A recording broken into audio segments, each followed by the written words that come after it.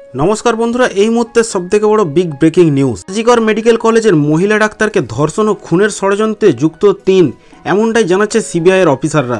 তিনজনই সরাসরি ধর্ষণের সঙ্গে যুক্ত কিনা সেটা এখন প্রমাণ সাপেক্ষ, কিন্তু এই ঘটনাটির তথ্য চাপা মূল অভিযুক্ত সঞ্জয় রায়কে বাঁচানো ও প্রমাণ লোপাটের অভিযোগ তুলে ষড়যন্ত্রের তত্ত্ব সামনে আনছে সিবিআই।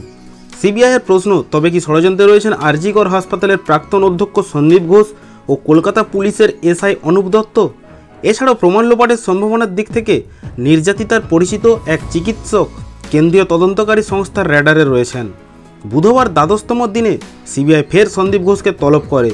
সল্টলেকের সিজিও কমপ্লেক্সে নিজেদের দপ্তরে রাত পর্যন্ত তাকে জেরা করেন গোয়েন্দারা।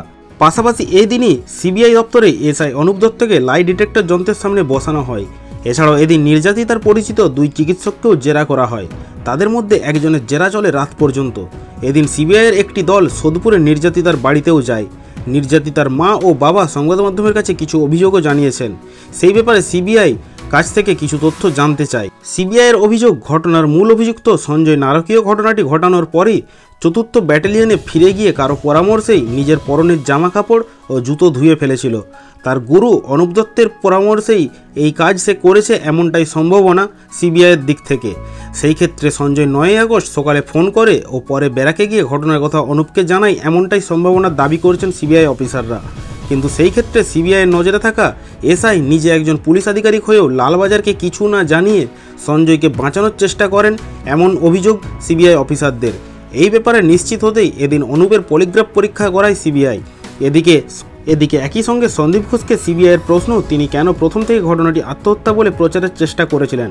সিবিআইয়ের অভিযোগ, খবর পাওয়ার পর হাসপাতালের প্রাক্তন অধ্যক্ষ নিজের লোক পাঠিয়ে ঘটনাস্থলের আবহাওয়া বুঝতে চেষ্টা করেন, ছবিও দেখেন, কিন্তু পুলিশকে সঙ্গে সঙ্গে ডাকা হয়নি।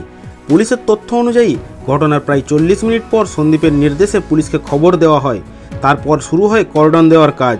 একই সঙ্গে সন্দীপ স্বাস্থ্য দপ্তরের এক কর্তাসহ কয়েকজন বিশিষ্টকে ফোন করে এরপর কী কর্তব্য তা জিজ্ঞাসা করেন। ঘটনাটি নেহাতি একটি অস্বাভাবিক মৃত্যু ও তরুণী চিকিৎসক আত্মঘাতী হয়েছেন বলেই তিনি হাসপাতালের চিকিৎসক ও অন্যদের জানাতে শুরু করেন। এমনকি সন্দীপের নির্দেশে পুলিশ ঘটনাস্থলে যাওয়ার পর অস্বাভাবিক মৃত্যুর মামলা রুজু করে এমনই খবর আছে সিবিআইয়ের কাছে। বর্তমানে সেই সমস্ত খবরগুলি যাচাই করছে সিবিআই আধিকারিকরা।